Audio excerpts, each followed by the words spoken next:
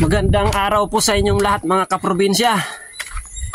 Tayo po ay mag-harvest ngayon ng pechay. Noong nakaraan nakapag-harvest na po tayo na ibenta natin doon sa sabungan. So ngayon, araw ng Miyerkules, may sabungan na naman. So kasama ko yung aking mama ko. Yung mama ko para mag-harvest. Kikiluhin namin tapos itatali-tali na namin. Para doon bibenta namin ng nakatali na. Ayan po mga kaprobinsya.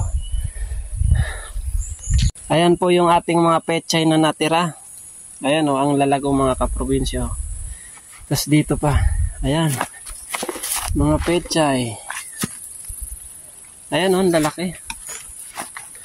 Ayan mga kaprobinsya. Ayan yung natira nung nakaraan.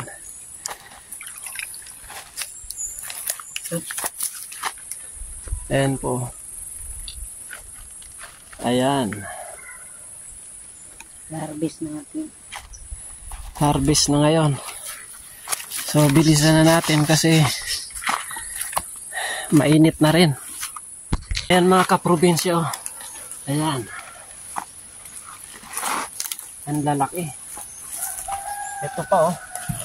Ayan. Halos lahat na to for harvest na to. Ayan oh.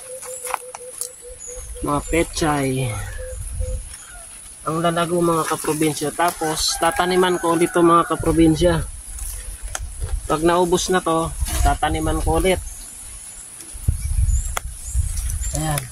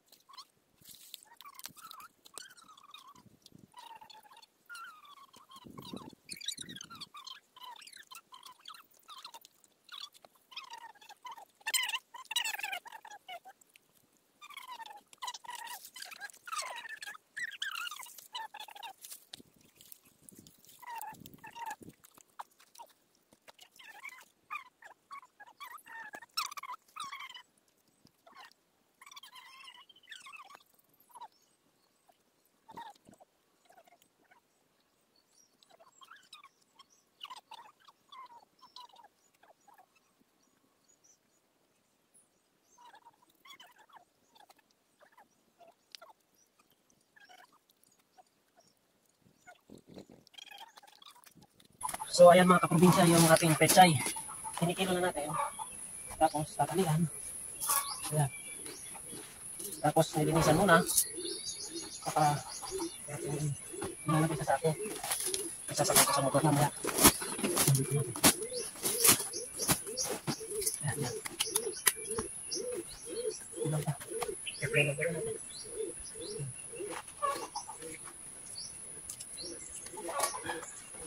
Okay na yung kahit sobra ng sobra. Huwag lang kulang. Kasi marami naman.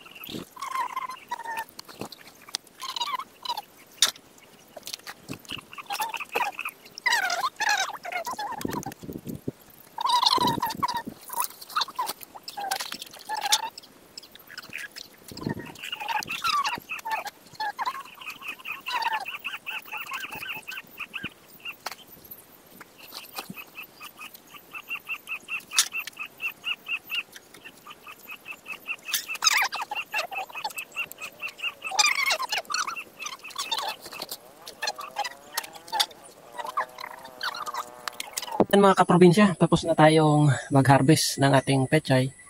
So, ayan po yung natira. Konti na lang. Okay na po yun. At least, kahit paano maibenta natin. Wala naman tayo halos gastos doon. Kasi yung isang sachet ng pechay, 5 pesos lang yun eh. Tapos, konting abono, hindi naman tayo nag-apply ng fertilizer. Insecticide. Fertilizer lang yung ating in-apply doon. Kaya bawi naman, 5 pesos lang naman, tsaka yung pagod natin. So, magandang bagay kasi may bibenta natin.